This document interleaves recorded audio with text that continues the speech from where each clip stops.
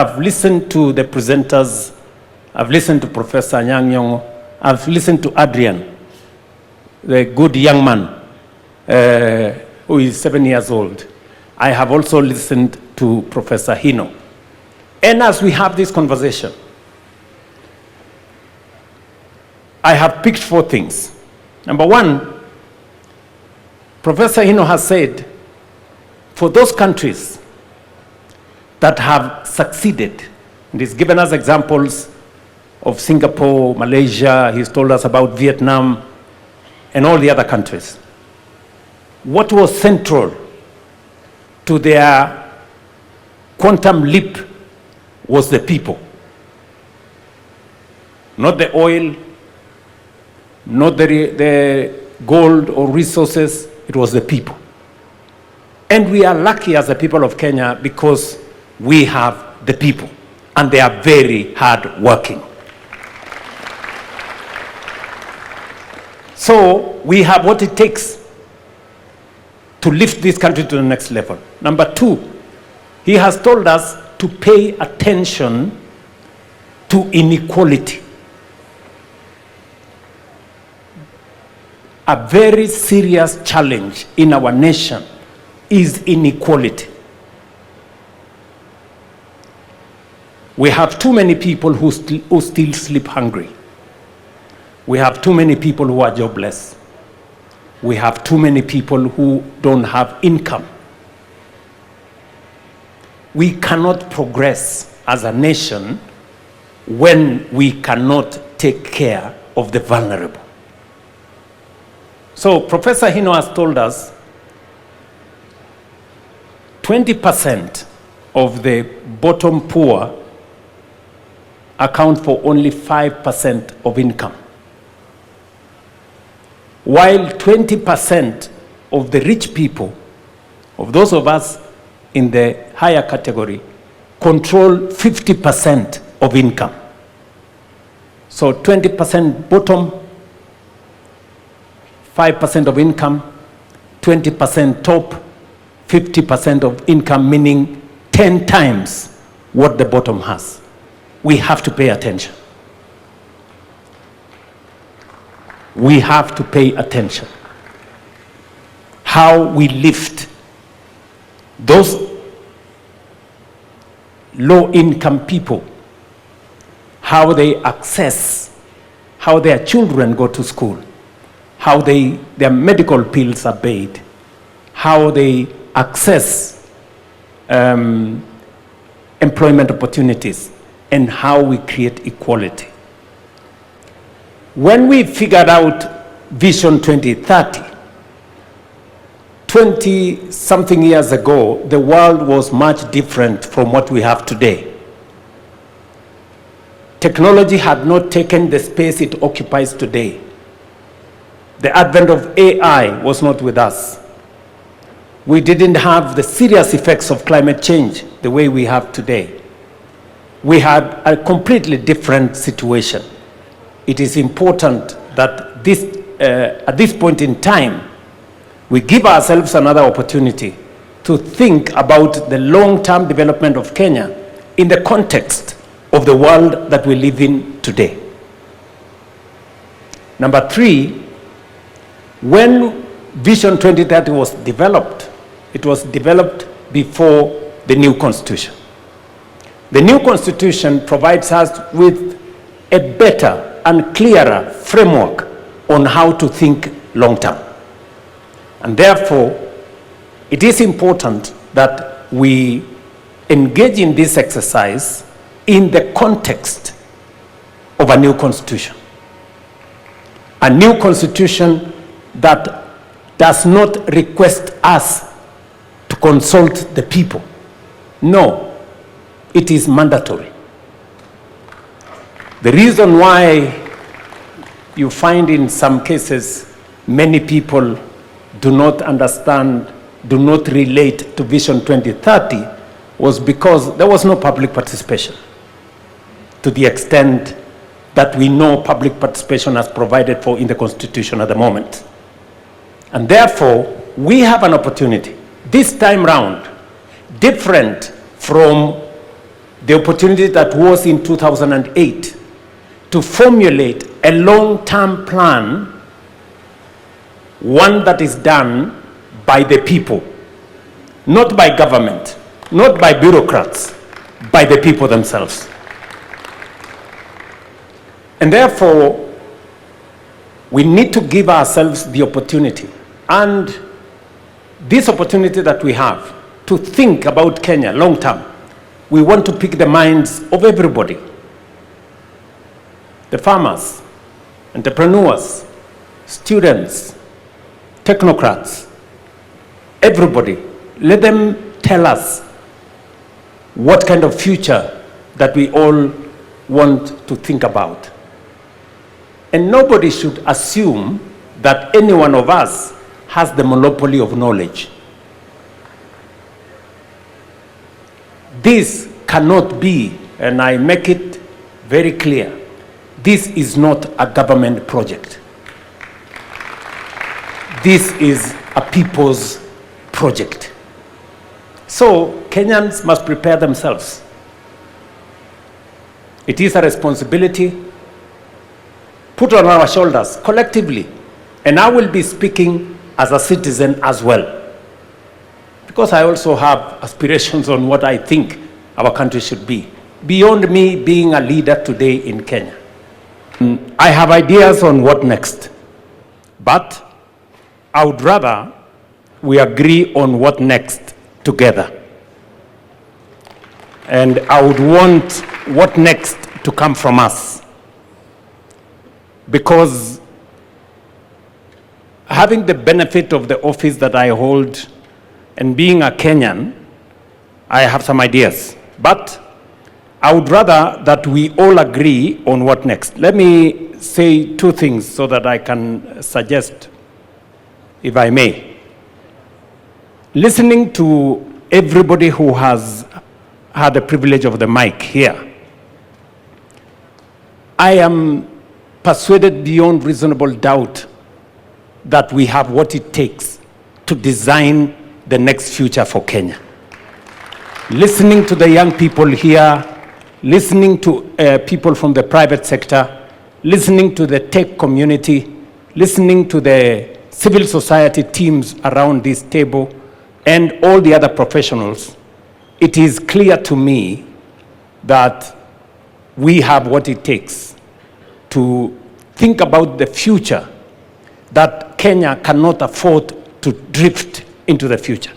We have to have a plan for that future. I have listened to the young man, sorry, I don't remember his name, who talked about startups, and that is the next horizon. That is the place where we'll create more jobs, the tech space. And he has even suggested that there should be some compulsory learning around technology, because that is how the future is going to look like.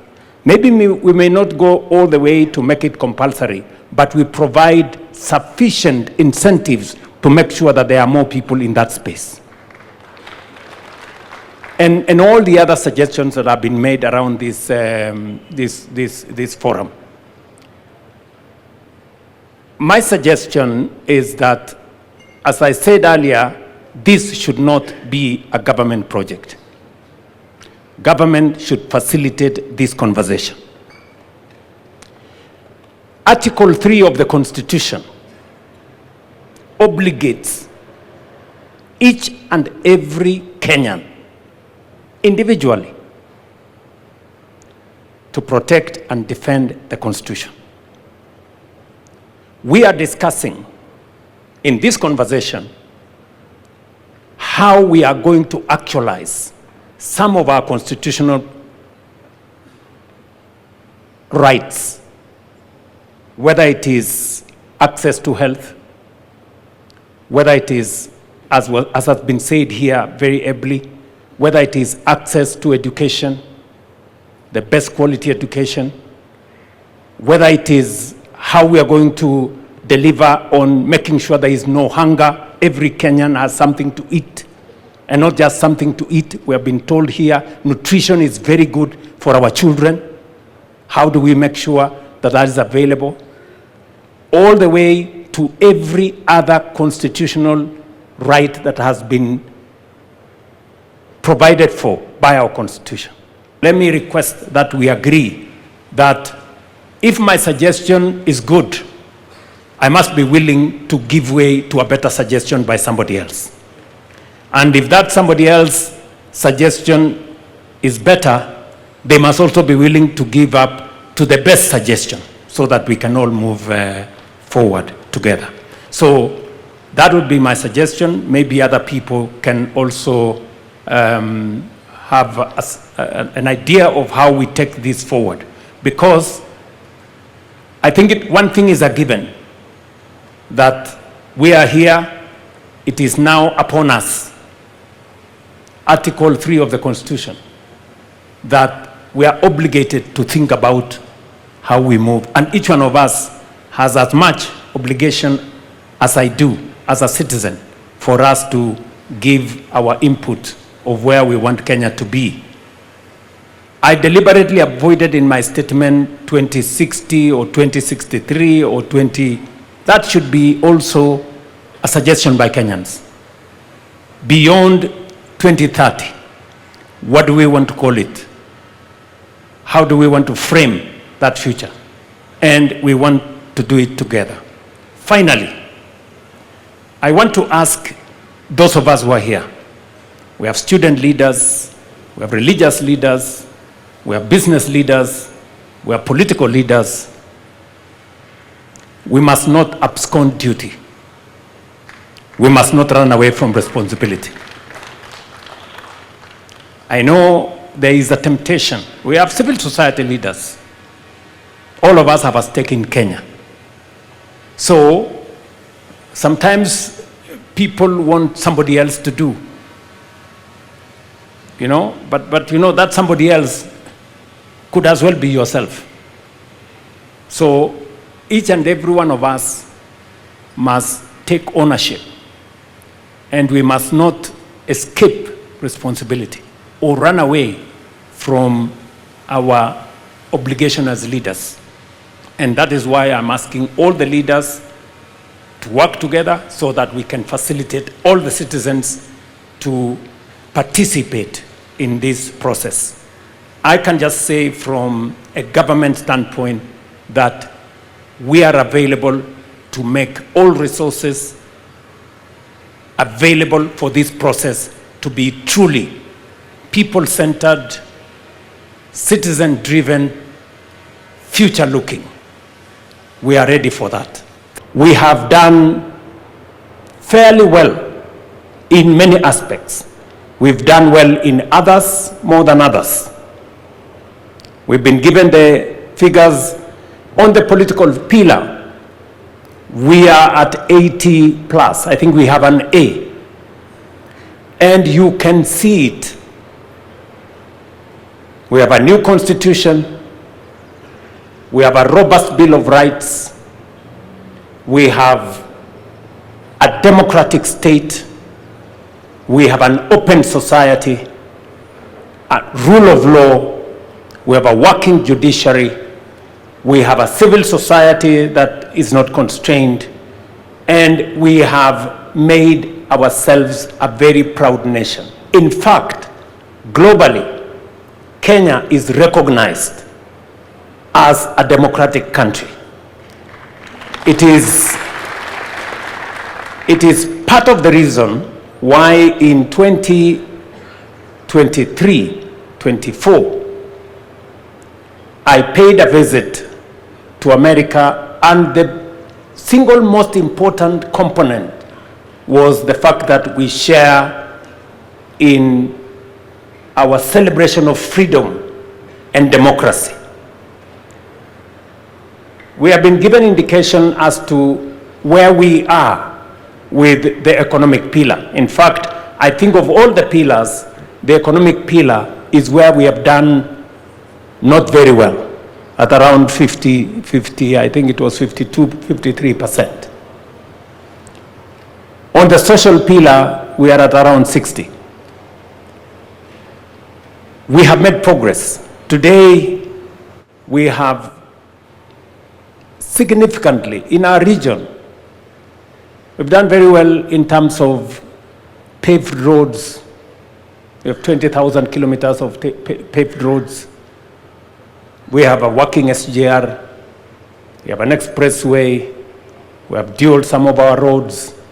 We've extended electricity. We now have 10 million households going to 11 million households connected to electricity. Our transition on education is significant.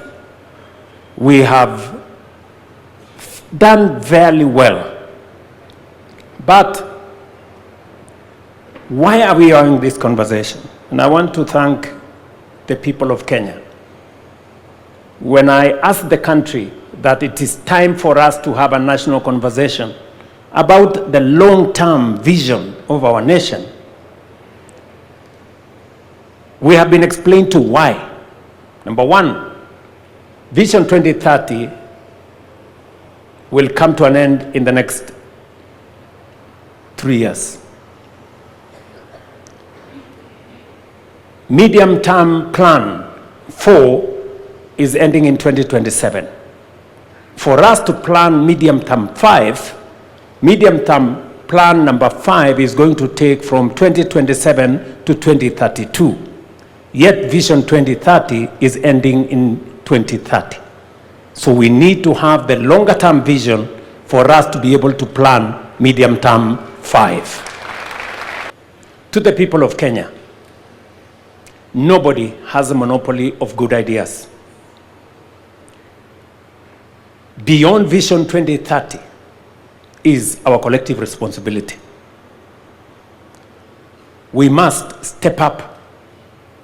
It is a constitutional responsibility to each one of us.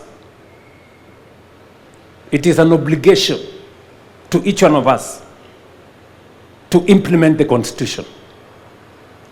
And part of implementing that Constitution is to figure out how we appropriate, access, and avail all rights that are provided for in the Constitution to everybody in Kenya. Whether it is human rights, electoral rights, rule of law, access to water, access to education, freedom from hunger, making sure that the Constitution, what the Constitution says, that every citizen must access the highest standards of health, the highest standards of education, the highest standards of housing. It is our responsibility collectively for us to have a plan on how this is going to be attained. And we have the opportunity. I want to pledge here that government is not going to lead the talks. It is going to facilitate. This is about the people. Whatever platform that is required to be provided, we are going to provide the platform. Let the people, in their diversity, the religious community have ideas, private sector have ideas, farmers like myself have ideas, students have ideas, the academia have ideas, our good friends in civil society, they have ideas. Let us bring the cocktail of ideas and have a plan for our country into the future. It is our opportunity. Let us not abdicate. Let us not delegate. Let us not run away from that responsibility. It is our duty, it is our obligation constitutionally to make sure that we think about the future of our nation so that Adrian, sitting here with us, 7 years old, will know what the future is going to look like. Our opportunity is in raising small, medium, micro enterprises. We have an opportunity there. Sometimes we think they don't matter. But the good professor has told us that is where our opportunity is. How do we make micro, small, and medium enterprises grow? How do they access credit? How do they access opportunities? How do they access business? That should be we should pay attention. And then number 4, he has told us to pay attention to accountability, to dealing with corruption. He has told us 3 things. We now have a conflict of interest law, which we signed into law. There are many people who want to challenge it because it closes many doors on the people who have access to power, who want to use that power to access contracts and many things and many things. Number 2, he has told us about EGP. We have been trying to implement EGP for many years. I am very happy that finally we have moved government procurement to an electronic platform where contracts can be transparent. We can know who is being allocated, which contract, for how much, and whether it matches the market parity. And he has told us that technology must play a very central role. I was listening to Mercy Mwangangi, our CEO of SHA, and he was saying the single most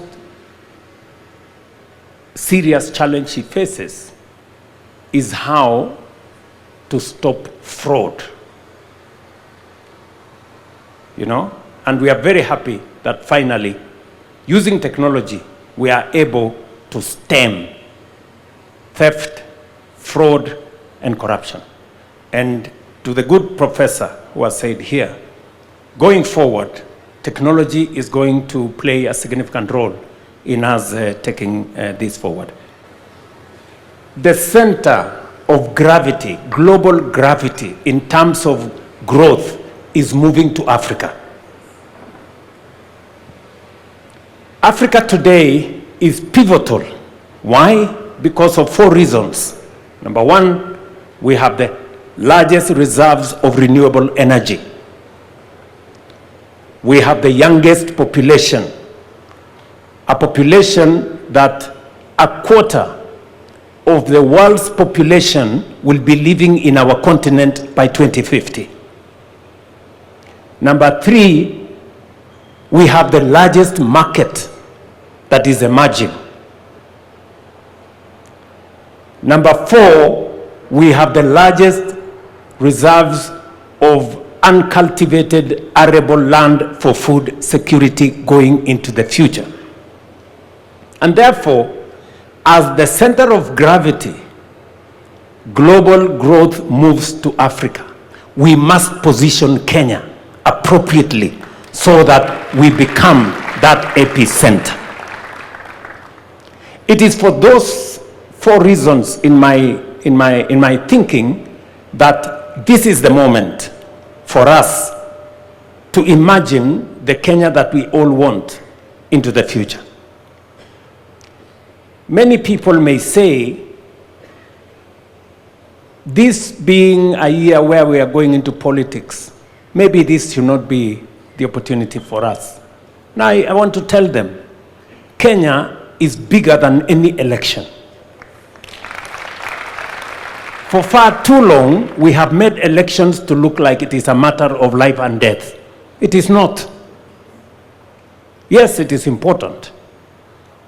And the reason why we have not achieved some of our targets is because we have made our plans not with the foresight of the future, not thinking about the next generation, but simply thinking about the next election.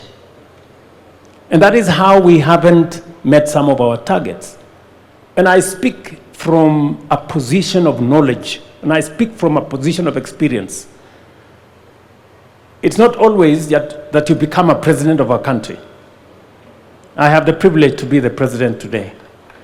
And I want to speak from that experience, that the pressure that always you have, even when you know as a leader this is the right thing to do, you are told always, this will affect your next election, don't do it. This will affect your next election, don't do it. Many are telling me, oh, you know, why don't you concentrate on the next election? Leave this thing, it can be done some other time. I'm telling them, the next election will come and go. Kenya must think beyond the next election. Kenya must think for the next generation. So my suggestion is that we put together a multi-sectoral team chosen by the different sectors. The religious sector can give us people, private sector can give us some people, knowledgeable. Civil society can suggest to us who they want. All the other sectors can suggest to us who they want in this team. Because learning from what we have done in the past, and I have been part of those processes, whether it is the constitution-making process or all the other processes, we've always done it together as Kenyans. Not by government appointing people, but by citizens suggesting leaders who can lead this process into the future. So my suggestion, and it is not, it's just a suggestion, is maybe we ask different sectors to suggest people who can lead this process into the future, people they trust, people they believe in, so that they can lead us in this process. And then maybe that group of multi-sectoral committee or leaders can then give us a roadmap. If we need a body of experts to help us think through and to consolidate all our thoughts, my suggestion would be whatever it is that we do, they should not go and dictate to citizens what they think. They should go and listen to citizens, for citizens themselves to tell us how they want this to go into the future. I also agree that part of the challenge we had with Vision 2030 was that it wasn't underpinned by any law. It was a mere suggestion. And therefore, different administrations decided what to do. They were not obligated in any way to implement the national vision. So others came, reversed this, others came, tried to push that, and it wasn't coherent. If we do not have a coherent plan, then we drift. And therefore, it is important that we also agree on legislation that is going to guardrail Kenya into where we all want it to go. So that whoever is in office, whoever the president is, they cannot sabotage our collective progress, or they cannot interfere with where we want to go as a nation. It becomes the responsibility of every leader who has an opportunity to take us faster into the destination we agree as Kenyans.